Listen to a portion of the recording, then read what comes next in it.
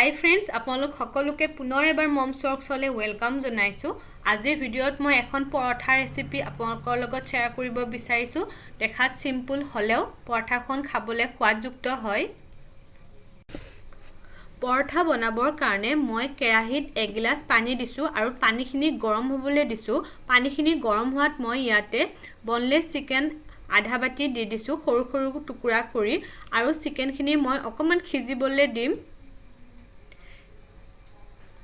এয়া চিকেনখিনি ধুনিয়াকৈ খিজি গৈছে আৰু এতিয়া চিকেনখিনি মই উঠাই লৈছো পানীৰ পৰা আৰু বইল কৰোতে মই অকমান ইয়াত নিমখ দিছিলো। চিকেনখিনি ঠাণ্ডা হোৱাত মই এনেকৈ সৰু সৰুকৈ চিঙি লৈছো। চিকেনখিনি ধুনিয়াকৈ খিজিছে আৰু এয়া নহৰু 5-6 ফুটা লৈছো সৰু সৰুকৈ কাটি আৰু এয়া ডাঙৰ পিয়াজ এটা সৰু সৰু টুকুৰা কৰি লৈছো আৰু এয়া বইল আলু মই দুটা লৈছো। কেৰাহী এটা বহুৱাই দিছো আৰু 3-4 চামুচ ৰিফাইন অইল দিছো। আপোনালোকে ইচ্ছা কৰিলে ইয়াতে বেলেগ অইলো ব্যৱহাৰ কৰিব পাৰিব নাইবা ঘিও ব্যৱহাৰ কৰিব পাৰিব। অইলখিনি গৰম হ'বলৈ দিছো। অইলখিনি গৰম হোৱাত সৰু সৰুকৈ কাটি লোৱা নহৰুখিনি দি দিছো আৰু নহৰুখিনি অকমান সময় ভাজি লৈছো।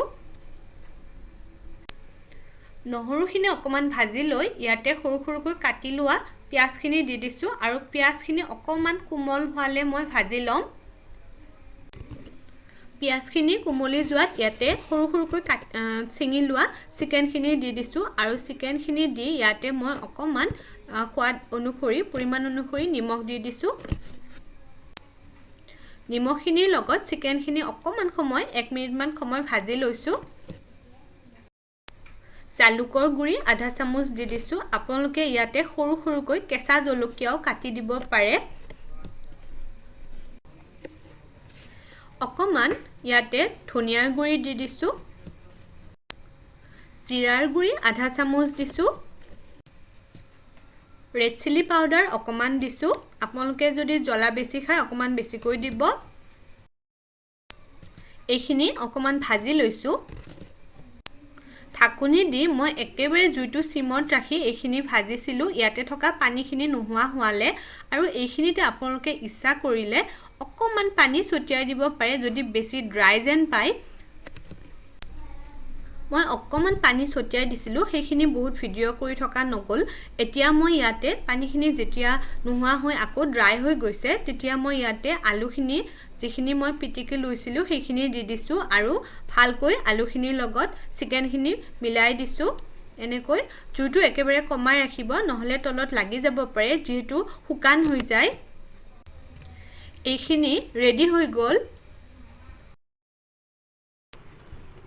এয়া এটা মই ৰুটি বেলি লৈছো। আপোনালোকে ময়দাৰো ৰুটি বনাই ল'ব পাৰে। মই আটাৰ ৰুটি এটা বেলি লৈছো আৰু আপোনালোকে যেতিয়া ডোটো বনাব অকমান অইল দি ল'ব পাৰে ডোখিনিত।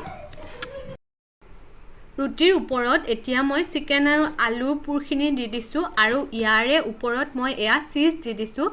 এনেকৈ আটাইকেইখন ৰুটি মই ৰেডি কৰি লম।